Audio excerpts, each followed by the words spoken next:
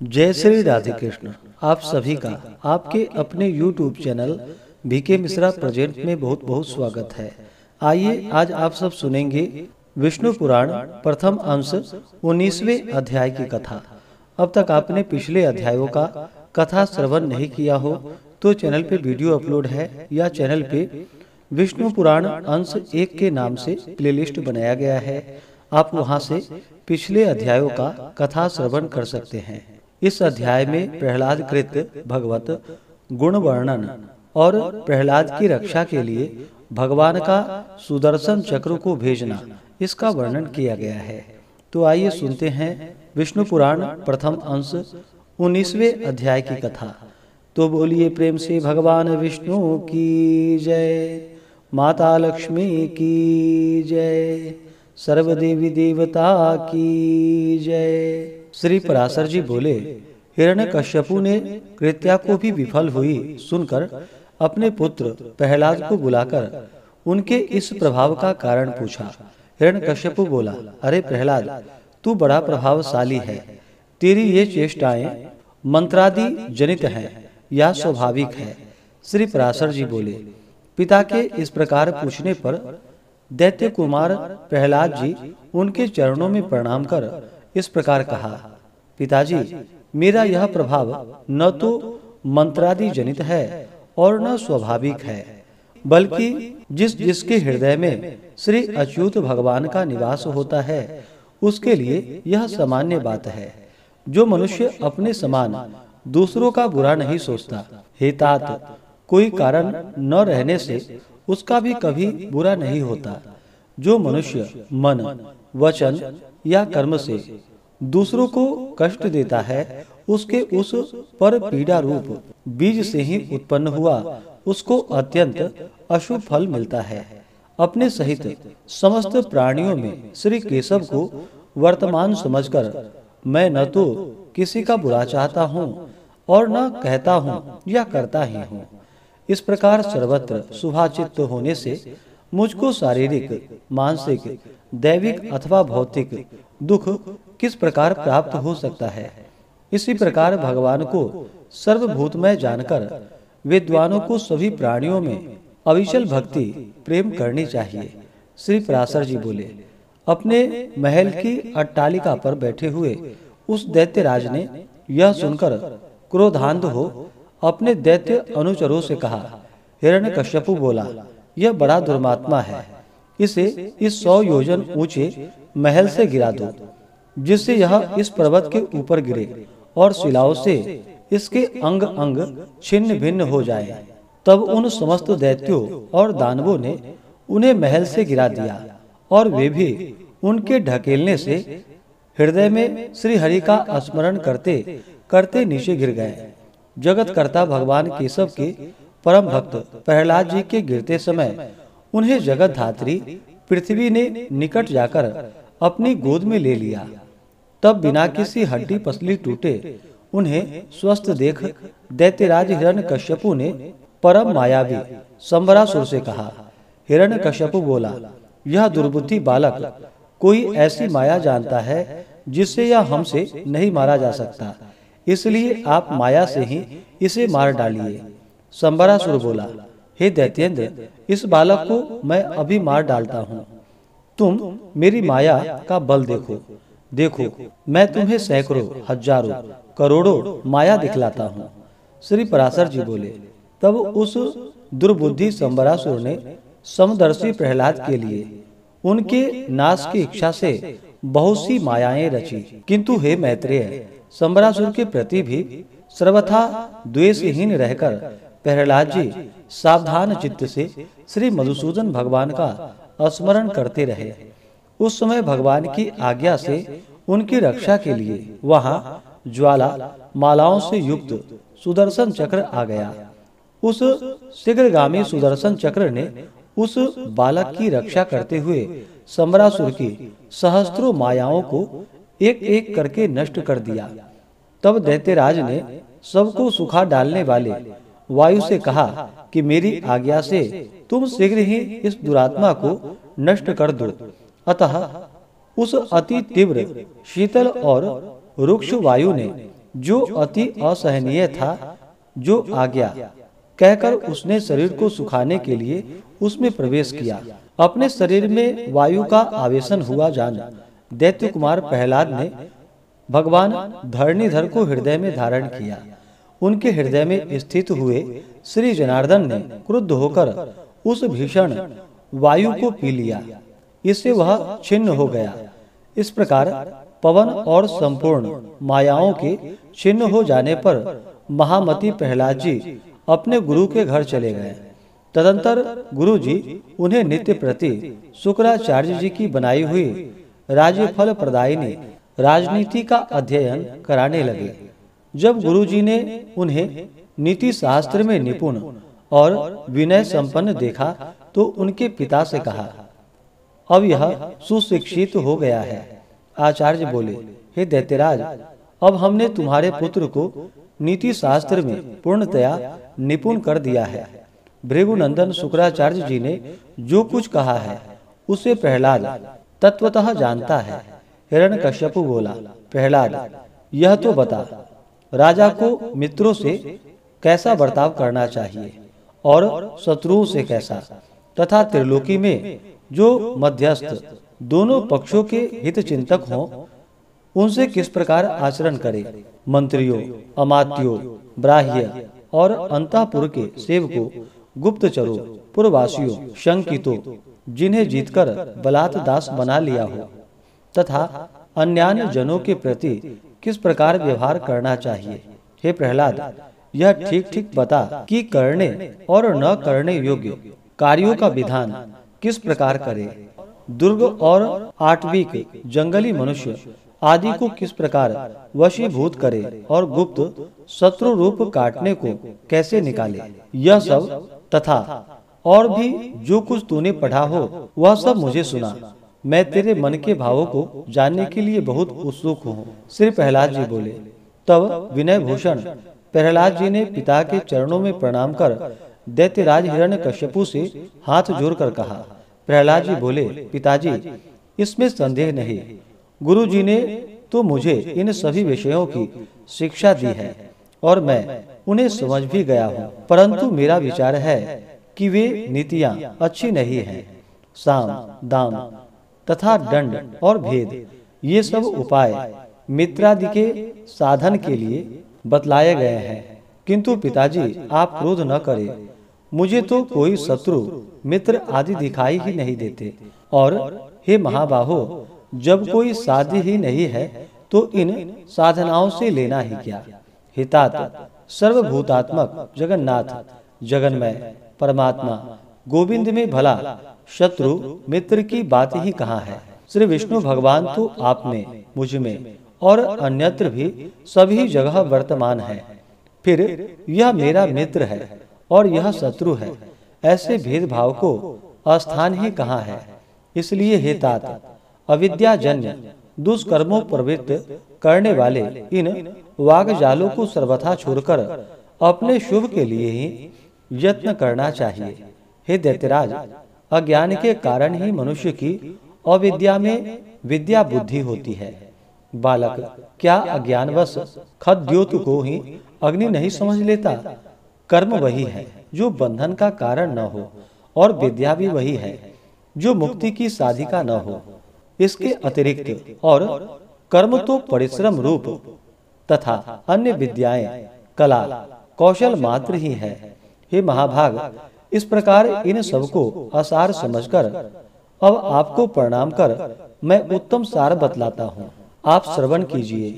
राज्य पाने की चिंता किसे नहीं होती और धन की अभिलाषा भी किसको नहीं है, तथापि ये दोनों मिलते उन्हीं को हैं जिन्हें मिलने वाले होते हैं।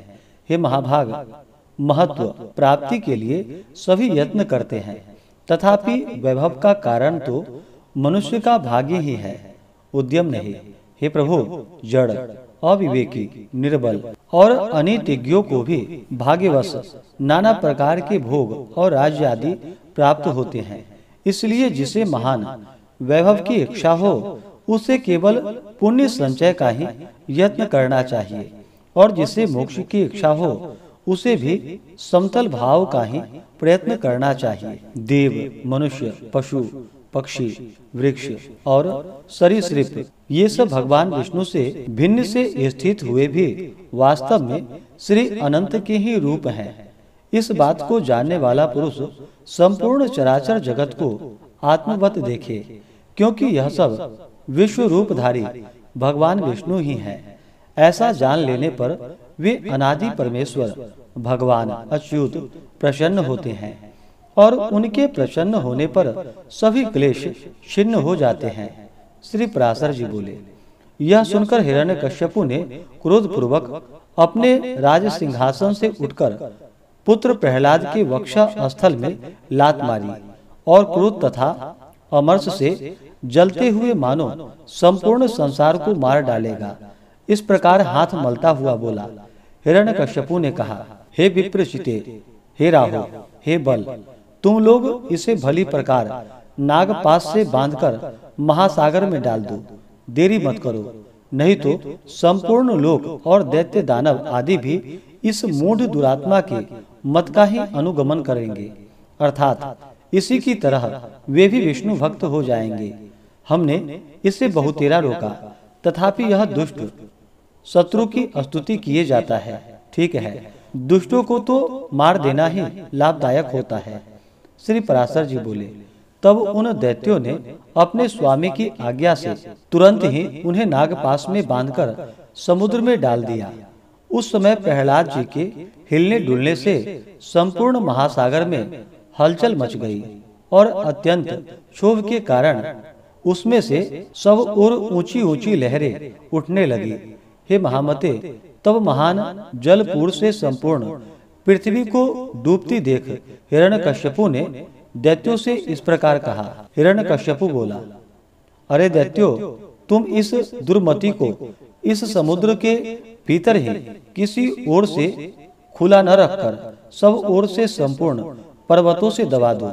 देखो, इसे न तो अग्नि ने जलाया, न यह शस्त्रों से कटा, न सर्पों से नष्ट हुआ, न वायु विष और कृत्या से ही छिन्न हुआ, तथा न यह मायाओं से ऊपर गिराने से अथवा दिग्गजों से ही मारा गया। यह बालक अत्यंत दुष्ट चित्त है, अब इसके जीवन का कोई प्रयोजन नहीं है। अतः अब यह पर्वतों से लदा हुआ हजारों वर्ष तक जल में ही पड़ा रहे, इससे यह दुर्मति स्वयं ही प्राण छोड़ देगा। तब दैत्यों और दानवों ने उसे समुद्र में ही पर्वतों से ढककर उसके ऊपर हजारों योजन का ढेर कर दिया। उन महामती ने समुद्र में पर्वतों से लाद दिए जाने पर अपने नित्य कर्मों के समय एकाग्र चित्त से श्री अच्युत भगवान की इस प्रकार स्तुति की। प्रहलाद जी बोले, हे कमल नयन, आपको नमस्कार है। हे पुरुषोत्तम, आपको नमस्कार है। हे सर्वलोकात्मन, आपको नमस्कार है। हे तीक्ष्ण चक्रधारी प्रभु, आपको बारंबार नमस्कार है।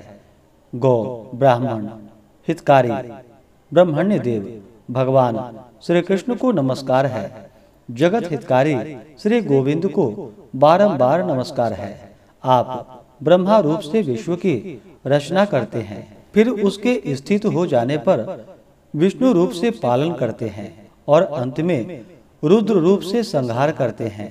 ऐसे त्रिमूर्तिधारी आपको नमस्कार है। हे अच्युत, देव, यक्ष, असुर, सिद्ध, नाग, गंधर्व, किन्नर, पिशाच, राक्षस, मनुष्य, पशु पक्षी, अस्थावर, पिपीलिका, चींटी, सरीसृप, पृथ्वी, जल, अग्नि, आकाश, वायु, शब्द, स्पर्श, रूप, रस, गंध, मन, बुद्धि, आत्मा, काल और गुण, इन सब के परमार्थ की रूप आप ही हैं।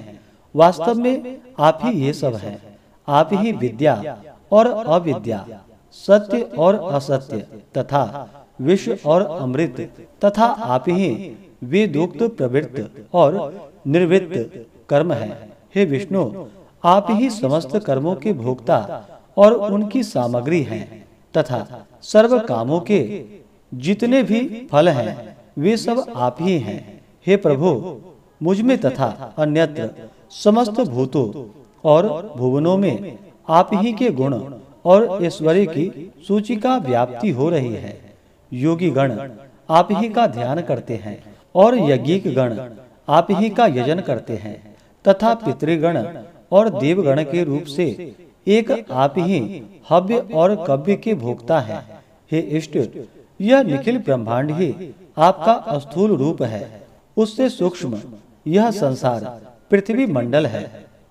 उससे भी सूक्ष्म ये भिन्न भिन्न रूपधारी समस्त प्राणी हैं। उनमें भी जो अंतर आत्मा है वह और भी अत्यंत सूक्ष्म है। उससे भी परे जो सूक्ष्म आदि विषयों का अविषय आपका कोई अचिंत्य परमात्मा स्वरूप है, उन पुरुषोत्तम रूप आपको नमस्कार है। हे सर्वात्मन, समस्त भूतों में आप ही का जो गुणाश्रया पराशक्ति है, हे सुरेश्वर, उस नित्य स्वरूपिणी को नमस्कार है जो वाणी और मन के परे है, विशेष रहित तथा ज्ञानियों के ज्ञान से परिच्छेद्य है। उस स्वतंत्रता पराशक्ति की मैं वंदना करता हूँ। उन भगवान वासुदेव को सदा नमस्कार है जिनसे अतिरिक्त और कोई वस्तु नहीं है तथा जो स्वयं सबसे अतिरिक्त असंग है, जिनका कोई भी नाम अथवा रूप नहीं है और जो अपनी सत्ता मात्र से ही उपलब्ध होते हैं, उन महात्मा को नमस्कार है, नमस्कार है, नमस्कार है। जिनके पर स्वरूप को न जानते हुए ही देवतागण उनके अवतार शरीरों का सम्यक अर्चन करते हैं, उन महात्मा को नमस्कार है। जो ईश्वर सबके अंतःकरणों में स्थित होकर उनके शुभाशुभ कर्मों को देखते हैं, उन सर्वसाक्षी विश्वरूप परमेश्वर को मैं नमस्कार करता हूँ, जिनसे यह जगत सर्वथा अभिन्न है। उन श्री विष्णु भगवान को नमस्कार है। वे जगत के आदि कारण और योगियों के ध्येय अव्यय हरि मुझ पर प्रसन्न हो, जिनमें यह संपूर्ण विश्व ओतप्रोत है। वे अक्षर अव्यय और सबके आधारभूत हरि मुझ पर प्रसन्न हो, जिनमें सब कुछ स्थित है, जिनसे सब उत्पन्न हुआ है और जो स्वयं सब कुछ तथा सबके आधार हैं, उन श्री विष्णु भगवान को नमस्कार है। उन्हें बारंबार नमस्कार है। भगवान अनंत सर्वगामी हैं, अतः वे ही मेरे रूप से स्थित हैं। इसलिए यह संपूर्ण जगत मुझसे ही हुआ है। मैं ही यह सब कुछ हूँ और मुझ सनातन में ही यह सब स्थित है। मैं ही अक्षय नित्य और आत्माधार परमात्मा हूँ तथा मैं ही जगत के आदि और अंतः में स्थित ब्रह्म संज्ञक परम पुरुष हूँ। इस प्रकार प्रहलाद ने भगवान की स्तुति की। इस प्रकार से श्री विष्णु पुराण के प्रथम अंश में 19वें अध्याय की कथा पूर्ण हुई। तो बोलिए प्रेम से भगवान विष्णु की जय, माता लक्ष्मी की जय, सर्वदेवी देवता की जय। इसी प्रकार से अगर आप सब आगे के अध्यायों को सुनना चाहते हो, चैनल पे अगर आप पहली बार आए हैं तो चैनल को लाल बटन दबा करके सब्सक्राइब करें, साथ में बेल आइकन घंटी को दबाएं ताकि आने वाली वीडियो का नोटिफिकेशन आपको समय से मिलता रहे। वीडियो को लाइक करें, शेयर करें। सुखी रहें और स्वस्थ रहें। जय श्री राधे कृष्ण। धन्यवाद।